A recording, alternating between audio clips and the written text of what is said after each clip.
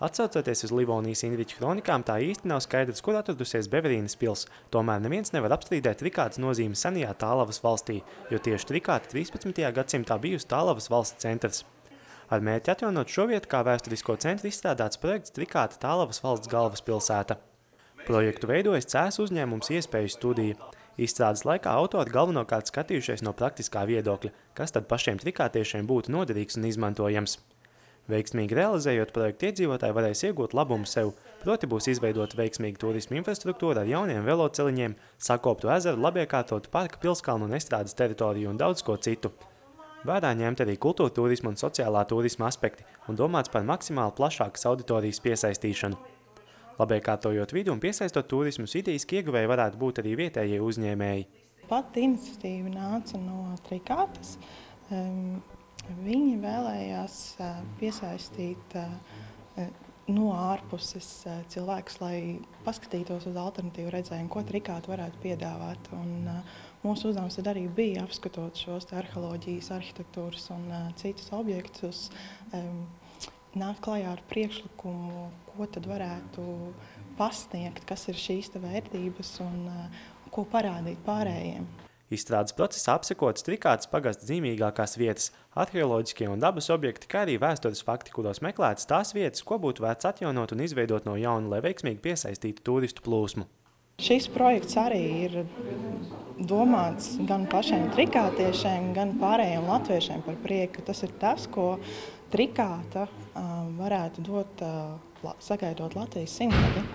Kā atzīst Beverīnes novada pašvaldības priekšsēdētājs Sandris Brālēns, ja šis projekts paliks tikai pašvaldības redzeslokā un neradīsies sabiedrības aktivitāte, tad nepastāv iespēja tā realizācijai, jo par tā realizāciju savā ziņā atbild arī paši iedzīvotāji.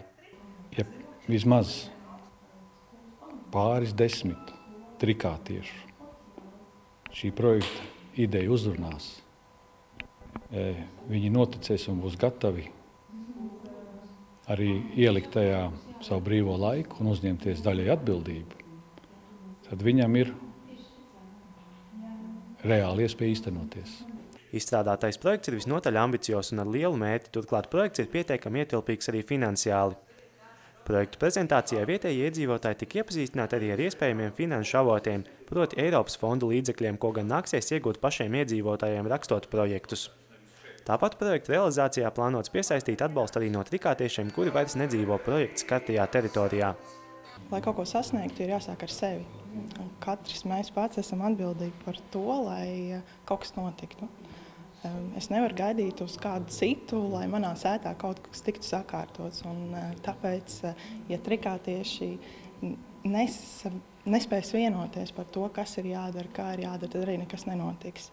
Tā kā šī bija tikai pirmā projekta prezentācijas reize, tad pagaidām vietējiem iedzīvotājiem dots laiks apdomāt projektu nepieciešamību, lai jau pirms Ziemassvētkiem satiktos otro reizi un saprastu, ar ko un vai vispār būtu jāsāk projekta realizācija.